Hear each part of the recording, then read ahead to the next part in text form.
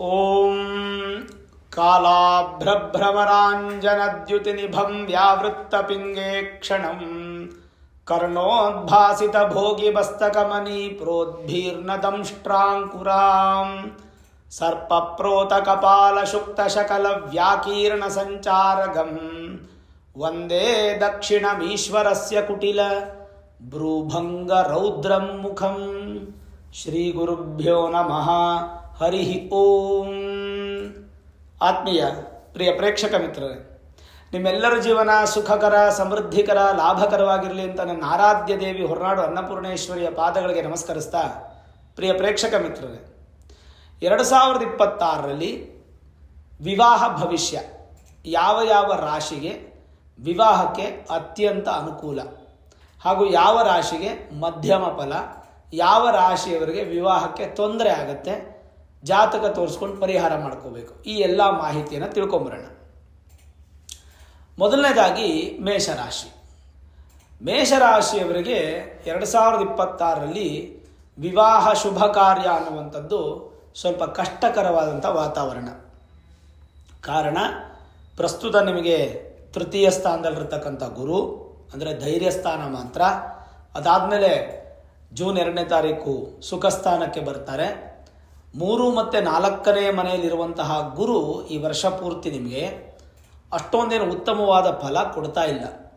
ಹಾಗಾಗಿ ವಿವಾಹ ಸಂಬಂಧಪಟ್ಟಂಥ ವಿಚಾರದಲ್ಲಿ ಮೇಷರಾಶಿಯವರಿಗೆ ಮಧ್ಯಮಕ್ಕಿಂತ ಸ್ವಲ್ಪ ಕಡಿಮೆ ಫಲ, ಒಂದು 30 to 40% ಮಾತ್ರ ನ್ಯಾಚುರಲ್ ಆಗಿ ನಿಮಗೆ ಬಲ ಇದೆ. ಹಾಗಾಗಿ ನಿಮ್ಮ ಮೂಲ ಜಾತಕ ಬೇಕಾಗುತ್ತೆ. ಮೂಲ ಜಾತಕವನ್ನು ನೋಡಿಸ್ಕೊಂಡು ಅದರ ಸಲುವಾಗಿ ನಿಮಗೇನಾದರೂ ವಿವಾಹ ಈ ವರ್ಷದಲ್ಲಿ ಇದೆಯಾ ಅಂತ ನೋಡ್ಕೋಬೇಕೇ ಹೊರತು ಮೇಷರಾಶಿಯವರಿಗೆ ಸ್ವಾಭಾವಿಕವಾಗಿ ವಿವಾಹ ಯೋಗ ಅನ್ನುವಂಥದ್ದು ಕಾಣ್ತಾ ಇಲ್ಲ. ಇನ್ನು ವೃಷಭ ರಾಶಿ. ವೃಷಭ ರಾಶಿಯವರಿಗೆ ಖಂಡಿತವಾಗಲೂ ವಿವಾಹಕ್ಕೆ ಅನುಕೂಲ ಆಗೋ ರೀತಿಯಾಗಿ ಎಲ್ಲ ಕಾಣ್ತಾ ಇದೆ. ಎಲ್ಲಿವರೆಗೂ? ಮೊದಲ ಹಂತದಲ್ಲಿ ಒಂದು 5 ತಿಂಗಳು ನಿಮಗೆ ತುಂಬ ಪ್ರಸಿದ್ಧಿಯಾಗಿ ಪಾಸಿಟಿವ್ ಆಗಿದೆ. ಸ್ವಲ್ಪ ಬೇಗ ಸ್ಪೀಡಪ್ ಮಾಡಬೇಕು. ವೃಷಭ ರಾಶಿಯವರಿಗೆ ಮದುವೆ ವಿಚಾರದಲ್ಲಿ ವಿಳಂಬ ಮಾಡಬಾರ್ದು, ಆಲಸ್ಯ ಮಾಡಬಾರ್ದು. ಸಮಯವನ್ನು ವೇಸ್ಟ್ ಮಾಡಿಕೊಂಡು ನೀವು ಪೋಸ್ಟ್ಪೋನ್ ಮಾಡೋದ್ರಿಂದ ಸ್ವಲ್ಪ ತೊಂದರೆ ಆಗುತ್ತೆ. ಆದಷ್ಟು ನಿಮಗೆ ಮೇ ಎಂಡ್ ಒಳಗಡೆ ವಿವಾಹಕ್ಕೆಲ್ಲ ವ್ಯವಸ್ಥೆ ಮಾಡಿಕೊಂಡ್ರೆ ಜೂನ್ ನಂತರ ಮದುವೆ ಮಾಡ್ಕೋಬೋದು. ಆದರೆ ಮೇ ಎಂಡ್ ಒಳಗಡೆ ವಿವಾಹಕ್ಕೆ ಅನುಕೂಲ ಮಾಡ್ಕೊಂಡ್ಬಿಟ್ರೆ ಒಳ್ಳೆಯದು. ಜೂನ್ 2ರ ನಂತರ ಅಂದರೆ ನಿಮ್ಮ ಮೂಲ ಜಾತಕವನ್ನು ತೋರಿಸ್ಕೊಳ್ಬೇಕಾಗತ್ತೆ. ಒಂದು 50 to 60% ನ್ಯಾಚುರಲ್ ಆಗಿ ಎನರ್ಜಿ ಇದೆ. ಇನ್ನು ಉಳಿದ ಎನರ್ಜಿನ ನೀವು ಪಡ್ಕೊಳ್ಬೇಕು ಅಂತಂದರೆ ನೀವು ಜಾತಕನ ತೋರಿಸಿ ಕ್ಲಿಯರಾಗಿ ಮಾಡ್ಕೋಬೇಕಾಗತ್ತೆ.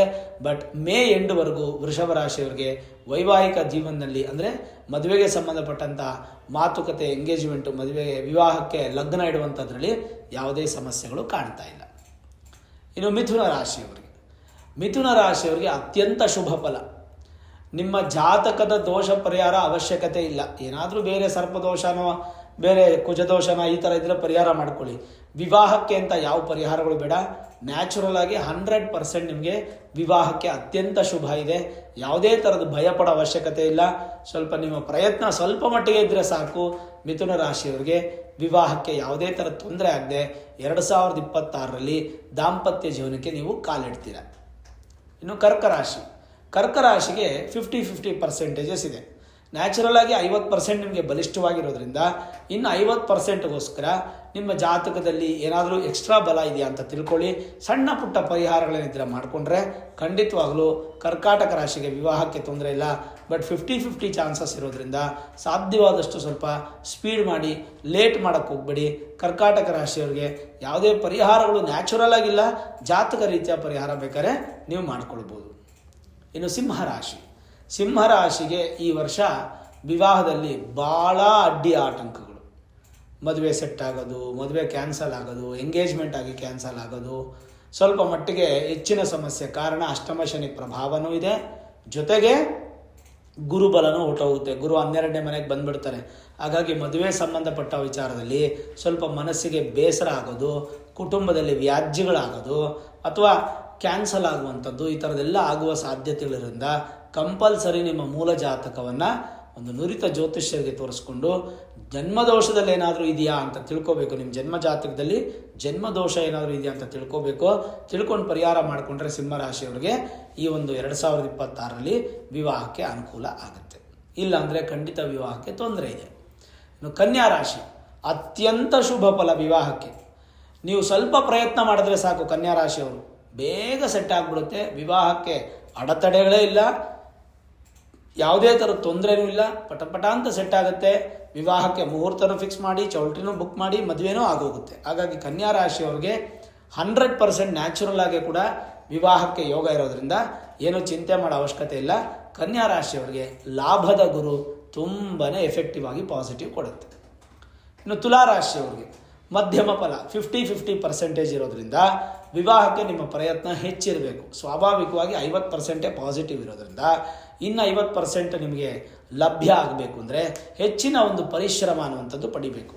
ಜೊತೆಗೆ ಅಕಸ್ಮಾತಾಗಿ ಏನಾದರೂ ತುಲಾರಾಶಿಯವರಿಗೆ ಜೂನ್ 2ನೇ ತಾರೀಕು ಒಳಗೆ ವಿವಾಹಕ್ಕೆ ಅನುಕೂಲ ಆಗಲಿಲ್ಲ ಅಂದರೆ ಜೂನ್ 2ನೇ ತಾರೀಕು ನಂತರ ನಿಮ್ಮ ಜಾತಕವನ್ನು ಕಂಪಲ್ಸರಿ ತೋರಿಸ್ಕೊಳ್ಬೇಕಾಗತ್ತೆ. ಜಾತಕದ ಪ್ರಕಾರ ಏನಾದರೂ ವಿವಾಹ ಯೋಗ ಇದ್ದರೆ ಮಾತ್ರ ಜೂನ್ 2ನೇ ತಾರೀಕು ನಂತರ ಆಗುತ್ತೆ, ಇಲ್ಲಾಂದರೆ ವಿವಾಹಕ್ಕೆ ಅನುಕೂಲಗಳು ಇಲ್ಲ. ಇನ್ನು ವೃಶ್ಚಿಕ ರಾಶಿ. ವೃಶ್ಚಿಕ ರಾಶಿಗೆ ಅತ್ಯಂತ ಶುಭ ಫಲ. ಔಟ್ ಆಫ್ 100ಗೆ 100% ಸ್ಟ್ರಾಂಗ್ ಆಗಿದೆ. 100ಕ್ಕೆ 100% ಸ್ಟ್ರಾಂಗ್ ಆಗಿರೋದ್ರಿಂದ ವೃಶ್ಚಿಕ ರಾಶಿಯವರು ವಿವಾಹ ಮಾಡ್ಕೋಬೇಕು ಅಂದರೆ ಯಾವುದೇ ಥರದ ಕನ್ಫ್ಯೂಷನ್ ಮಾಡ್ಕೊಳ್ಳೋ ಅವಶ್ಯಕತೆ ಇಲ್ಲ. ನಿಮ್ಮ ಸ್ವಲ್ಪ ಪ್ರಯತ್ನ ಸಾಕು. ಆ ಪ್ರಯತ್ನದಲ್ಲಿ ನಿಮಗೆ 100% ಸಕ್ಸಸ್ ಆಗುತ್ತೆ. 2026ರಲ್ಲಿ ದಾಂಪತ್ಯ ಜೀವನಕ್ಕೆ ನೀವು ಕಾಲಿಡೋದ್ರಲ್ಲಿ ಯಾವುದೇ ಸಂದೇಹಗಳು ಕಾಣ್ತಾ ಇಲ್ಲ. ಏನೇ ದೋಷಗಳಿದ್ರೂ ಕೂಡ ಆ ಭಗವಂತನ ಆಶೀರ್ವಾದ ಅನ್ನುವಂಥದ್ದು ವೃಶ್ಚಿಕ ರಾಶಿಯವರಿಗೆ 2026ರಲ್ಲಿ ಇರೋದ್ರಿಂದ ಏನೂ ಚಿಂತೆ ಮಾಡೋ ಅವಶ್ಯಕತೆ ಇಲ್ಲ. ಖಂಡಿತ ವೈವಾಹಿಕ ಜೀವನಕ್ಕೆ ನೀವು ಕಾಲಿಡ್ತೀರಾ. ಇನ್ನು ಧನುರಾಶಿ. ಧನುರಾಶಿಯವ್ರಿಗೂ 50-50 ಚಾನ್ಸಸ್ ಜಾಸ್ತಿ. ನೋಡಿ, ಧನುರಾಶಿಯವರು ನಿಮ್ಮ ಪ್ರಯತ್ನ ಎಲ್ಲ ಪಡಿ. ಜನವರಿ 1ನೇ ತಾರೀಕಿಂದನೇ ಪ್ರಯತ್ನ ಪಡೆಯೋಕ್ಕೆ ಶುರು ಮಾಡಿ.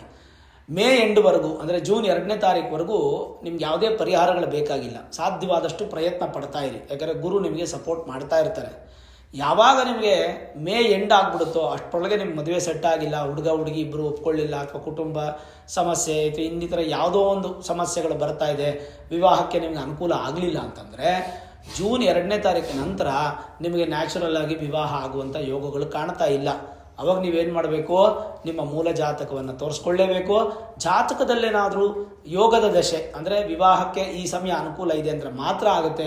ಇಲ್ಲಾಂದರೆ ಜೂನ್ 2ನೇ ತಾರೀಕು ನಂತರ ಧನುರಾಶಿಯವರಿಗೆ ವಿವಾಹ ಆಗುವಂಥದ್ರಲ್ಲಿ ತುಂಬ ಕಷ್ಟ ಸಾಧ್ಯ ಆಗುತ್ತೆ. ಅದಕ್ಕೆ ನಿಮ್ಮ ಜಾತಕವನ್ನು ತೋರಿಸ್ಕೋಬೇಕು. ಇನ್ನು ಮಕರ ರಾಶಿ. ಮಕರ ರಾಶಿಯ ವೈವಾಹಿಕ ಜೀವನಕ್ಕೆ ಅದ್ಭುತವಾದಂಥ ಸಂದರ್ಭ. ನಿಮ್ಮ ಪ್ರಯತ್ನ 100ಕ್ಕೆ 100 ಪಟ್ಟು ಬೇಕಾಗಿಲ್ಲ. ಸ್ವಲ್ಪ ಮಟ್ಟಿಗೆ ಪ್ರಯತ್ನ ಪಟ್ಟರು ಆ ಪ್ರಯತ್ನ 100ಕ್ಕಷ್ಟು ಬಲಿಷ್ಠವಾದಂಥ ಫಲ ಸಿಗುತ್ತೆ. ಯಾವುದೇ ಥರದ ನೆಗೆಟಿವಿಟಿ ಇಲ್ಲ. ಯಾವುದೇ ಕೆಟ್ಟ ಗ್ರಹದ ಒಂದು ದೃಷ್ಟಿ ನಿಮ್ಮ ಜಾತಕದ ಒಂದು ಗೋಚಾರದಲ್ಲಿ ಅಪ್ಲೈ ಆಗಲ್ಲ. ಸಾಡೆ ಸಾತಿ ಇಲ್ಲ. ಮೇಲಾಗಿ ಗುರುಬಲನೂ ಬಂದುಬಿಡುತ್ತೆ. ಓವರಾಲ್ ನೋಡಿದಾಗ ಮಕರ ರಾಶಿಯವರಿಗೆ ಅತ್ಯಂತ ಅತಿಶಯ ಶುಭ ಫಲ. ವಿವಾಹ ಮಾಡ್ಕೊಳ್ಳೋಕ್ಕೆ ಯಾವುದೇ ಥರದ ಕನ್ಫ್ಯೂಷನ್ ಇಲ್ಲ, ಯಾವುದೇ ಸಮಸ್ಯೆಗಳಿಲ್ಲ. 100% ನೀವು ಪ್ರಯತ್ನ ಪಟ್ಟರೆ ಮಕರ ರಾಶಿಯವರಿಗೆ ಬೇಗ ವಿವಾಹ ಸೆಟ್ ಆಗಿ ದಾಂಪತ್ಯ ಜೀವನಕ್ಕೆ ಕಾಲಿಡ್ತೀರಾ. ಅದರಲ್ಲಿ ಯಾವುದೇ ಥರದ ಸಂದೇಹ, ಕನ್ಫ್ಯೂಷನ್ಸು ಏನೂ ಕಾಣ್ತಾ ಇಲ್ಲ. ಇನ್ನು ಕುಂಭರಾಶಿ. ಕುಂಭರಾಶಿಯವರಿಗೆ 50-50 ಚಾನ್ಸಸ್ಸು. ಅಂದರೆ ನಿಮ್ಮ ಪ್ರಯತ್ನ ಹೇಗಿರುತ್ತೆ ಅಂತಂದರೆ ತುಂಬ ಸ್ಪೀಡಾಗಿ ಹೋಗ್ಬಿಡ್ತೀರಾ, 99% ಆಗಿಬಿಡುತ್ತೆ. ಕೊನೆಯ ಪರ್ಸೆಂಟೇಜ್ ಮಾತ್ರ ನೀವು ಒಂದು ಸ್ವಲ್ಪ ಉಳಿಸ್ಕೊಂಡ್ಬಿಡ್ತೀರಾ. ತನ್ಮೂಲಕ ವಿವಾಹ ವಿಳಂಬ ಆಗುವಂಥ ಸಾಧ್ಯತೆ. ಹಾಗಾಗಿ ಕುಂಭರಾಶಿಯವರು ಜೂನ್ 2ನೇ ತಾರೀಕು 2026ವರೆಗೂ ನಿಮ್ಮ ಪ್ರಯತ್ನಗಳನ್ನು ಪಡ್ತಾ ಇರಿ. ಮನೆ ದೇವರ ದರ್ಶನ ಮಾಡ್ಕೊಂಬಂದು ಮನೆ ದೇವ್ರಿಗೊಂದು ಮುಡುಪನ್ನು ಕಟ್ಟಿಟ್ಬಿಟ್ಟು ಹುಡುಗಿನ ನೋಡೋಕ್ಕೋ ಅಥವಾ ಹುಡುಗನ ನೋಡೋಕ್ಕೋ ಶುರು ಮಾಡಿ. ಜನವರಿ 1ರಿಂದನೇ ಅದು ನಿಮಗೆ ಫಲ ಕೊಡುತ್ತೆ, ಸುಫಲ ಕೊಡುತ್ತೆ, ಒಳ್ಳೆಯದೇ ಆಗುತ್ತೆ, ಮದುವೆ ಆಗುತ್ತೆ. ಇನ್ ಕೇಸ್ ಜೂನ್ 2ನೇ ತಾರೀಕು ಆಗೋಯ್ತು ಅಂದರೆ ಕುಂಭರಾಶಿಯವರಿಗೆ 6ನೇ ಮನೆಗೆ ಗುರು ಬಂದುಬಿಡ್ತಾರೆ. ಶನಿ ಅಂತೂ ನಿಮಗೆ ಅಂತ್ಯ ಶನಿ ಪ್ರಭಾವ 2ನೇ ಮನೆ ಇರೋದ್ರಿಂದ ಸ್ವಲ್ಪ ಮಟ್ಟಿಗೆ ಫ್ಲಕ್ಚುಯೇಷನ್ ಆಗುತ್ತೆ. ಜೂನ್ 2ನೇ ತಾರೀಕು ನಂತರ ನಿಮ್ಮ ಜಾತಕದಲ್ಲಿ ಮದುವೆ ಯೋಗ ಇದ್ದರೆ ಮಾತ್ರ ಮದುವೆ ಆಗುತ್ತೆ. ಅದೇ ಜೂನ್ 2ನೇ ತಾರೀಕು ಮೊದಲು ನಿಮ್ಮ ಜಾತಕದಲ್ಲಿ ಯೋಗ ಇಲ್ಲ ಅಂದರೂ ಕೂಡ ಗೋಚಾರದಲ್ಲಿ ಬಲಿಷ್ಠವಾದ ಫಲ ನ್ಯಾಚುರಲ್ ಆಗಿ ಸಿಗೋದ್ರಿಂದ ವಿವಾಹ ಯೋಗ ಇರುತ್ತೆ. ಸಾಧ್ಯವಾದಷ್ಟು ಈ ರೀತಿಯಾಗಿ ಪ್ಲ್ಯಾನ್ ಮಾಡಿಕೊಂಡು ಒಂದು ಡಿಸಿಷನನ್ನು ತಗೊಳ್ಬೇಕು ಕುಂಭರಾಶಿಯವರು. ಇನ್ನು ಮೀನರಾಶಿಯವರು. ಮೀನರಾಶಿಯವರಿಗೆ ಯಾವುದೇ ಥರದ ಸಮಸ್ಯೆಗಳು ಇಲ್ಲ. ಜನ್ಮ ಶನಿ ಪ್ರಭಾವ ನಡೀತಾ ಇದ್ರೂ ಕೂಡ ಯಾವುದೇ ಥರದ ವಿವಾಹಕ್ಕೆ ಸಂಬಂಧಪಟ್ಟಂಥ ಸಮಸ್ಯೆಗಳು ಕಾಣ್ತಾ ಇಲ್ಲ. ವೈವಾಹಿಕ ಜೀವನಕ್ಕೆ ನೀವು ಕಾಲಿಡಬೇಕಾದ್ರೆ 2026 ಅನ್ನೋದು ಭಾಳ ಸೂಕ್ತವಾದಂಥ ಸಂದರ್ಭ, ಭಾಳ ಅದ್ಭುತವಾದಂಥ ಸಂದರ್ಭ.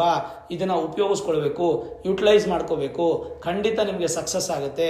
ಅಡಚಣೆಗಳಿಲ್ಲ, ಯಾವುದೇ ಥರದ ಕನ್ಫ್ಯೂಷನ್ಸ್ ಇಲ್ಲ. ಮೀನರಾಶಿಯವರಿಗೆ ಪಂಚಮ ಸ್ಥಾನಕ್ಕೆ ಗುರು ಬರೋದ್ರಿಂದ ಜಾತಕದಲ್ಲಿ ಯೋಗವಿಲ್ಲದೆ ಇದ್ದರೂ ಸಹ ಮೀನರಾಶಿಯವರಿಗೆ ವೈವಾಹಿಕ ಜೀವನಕ್ಕೆ ನೀವು ಕಾಲಿಡೋದಕ್ಕೆ ಎಲ್ಲ ಪ್ರಯತ್ನಗಳು ಭಗವಂತ ಪ್ರಾಕೃತಿಕವಾಗಿ ಕೊಡ್ತಾನೆ. ನಿಮ್ಮ ಪ್ರಯತ್ನ ಸ್ವಲ್ಪ ಪಡಬೇಕಷ್ಟೇ ಬಿಟ್ಟರೆ ಇನ್ಯಾವುದೇ ಥರದ ಸಮಸ್ಯೆಗಳು ಮೀನರಾಶಿಯವ್ರಿಗೆ ಕಾಣ್ತಾ ಇಲ್ಲ. ಖಂಡಿತವಾಗ್ಲೂ 2026ರಲ್ಲಿ ನೀವು ದಾಂಪತ್ಯ ಜೀವನಕ್ಕೆ ಕಾಲಿಡ್ತೀರಾ, ಏನೂ ಭಯ ಪಡುವಂಥ ಅವಶ್ಯಕತೆ ಇಲ್ಲ. ಸರಿ, ಹಾಗಾದರೆ ಕೆಲವೊಂದು ರಾಶಿಗಳಿಗೆ 50% ಇರುತ್ತೆ. ಕೆಲವು ರಾಶಿಗೆ, ಉದಾಹರಣೆ ಸಿಂಹ ಮತ್ತು ಮೇಷ ರಾಶಿಗೆ ಯೋಗವೇ ಇಲ್ಲ ಈ ವರ್ಷ ಅನ್ನುವಂಥವ್ರು ಏನು ಮಾಡಬೇಕು, ನಿಮ್ಮ ಮೂಲ ಜಾತಕವನ್ನು ನುರಿತ ಜ್ಯೋತಿಷ್ಯರಿಗೆ ತೋರಿಸ್ಕೊಂಡು ವೇದಿಕ್ ಅಸ್ಟ್ರಾಲಜಿ, ಹೈಯರ್ ಅಸ್ಟ್ರಾಲಜಿ ಪ್ರೆಡಿಕ್ಷನ್ಸನ್ನು ಮಾಡಿಸ್ಕೊಂಡು ಏನಾದರೂ ಸುಲಭ ಪರಿಹಾರಗಳಿದ್ದರೆ ಖಂಡಿತ ಮಾಡಿಸ್ಕೊಳ್ಳಿ. ತನ್ಮೂಲಕ ವೈವಾಹಿಕ ಜೀವನಕ್ಕೆ ಬರಬಹುದಾದಂತಹ ಸಮಸ್ಯೆಗಳನ್ನು ದೂರ ಮಾಡಿಕೊಂಡು ಶೀಘ್ರವಾಗಿ ಹುಡುಗ ಹುಡುಗಿಗೆ ಮಾತುಕತೆಯಾಗಿ ಸೆಟ್ ಆಗಲಿ, ಮದುವೆ ಅನ್ನುವಂಥದ್ದು ನಿಮ್ಮ ಜೀವನದಲ್ಲಿ ನಡೀಲಿ, ಶುಭ ಕಾರ್ಯದ ಜೊತೆಗೆ ಸಂತೋಷವಾದ ಜೀವನ ಪ್ರಾಪ್ತಿಯಾಗಲಿ ಅಂತೇಳಿ ಪ್ರಾರ್ಥನೆಯನ್ನು ಮಾಡ್ತೇನೆ. ನಾನು ಕೂಡ ನೋಡಿದ್ರಲ್ಲ 2026ರಲ್ಲಿ 12 ರಾಶಿಯಲ್ಲಿ ಯಾವ್ಯಾವ ರಾಶಿಯವರಿಗೆ ವೈವಾಹಿಕ ಜೀವನಕ್ಕೆ ಅತ್ಯಂತ ಸುಮಧುರ ಮತ್ತು ಶೀಘ್ರ ಇದೆ ಅಂತೇಳಿ. ಈ ವಿಡಿಯೋ ಇಷ್ಟ ಆಗಿದ್ರೆ ಲೈಕ್ ಮಾಡಿ, ಶೇರ್ ಮಾಡಿ, ಮುಖ್ಯವಾಗಿ ನಮ್ಮ ಚಾನಲ್ಗೆ ಸಬ್ಸ್ಕ್ರೈಬ್ ಮಾಡಿ, ಬೆಲ್ ಐಕಾನನ್ನು ಪ್ರೆಸ್ ಮಾಡಿ. ಪ್ರತಿನಿತ್ಯ ನಾನು ಪೂಜೆ ಮಾಡುವಂತಹ ನನ್ನ ಆರಾಧ್ಯ ದೇವಿ ಹೊರನಾಡು ಅನ್ನಪೂರ್ಣೇಶ್ವರಿಯ ಆಶೀರ್ವಾದ ಅನುಗ್ರಹ ಸದಾಕಾಲ ಮತ್ತೊಮ್ಮೆ ನಿಮ್ಗೆ ಸಿಗಲಿ ಅಂತ ಪ್ರಾರ್ಥನೆ ಮಾಡ್ತಾ, ಸರ್ವೇ ಜನಾಃ ಸುಖಿನೋ ಭವಂತು, ಸಮಸ್ತ ಸನ್ಮಂಗಳಾನಿ ಭವಂತು.